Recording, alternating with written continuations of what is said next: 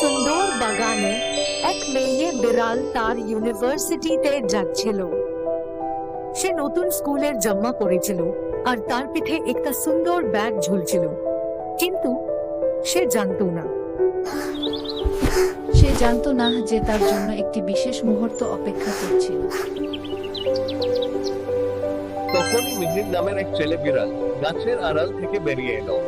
অনেক দিন ধরে সে পিয়া নামের এক মেয়ে বিড়ালের প্রেমে পড়ে আছে। কিভাবে মনের কথা বলবে মিহির জানতো না, কিন্তু আজ সে দৃঢ় প্রতিজ্ঞ।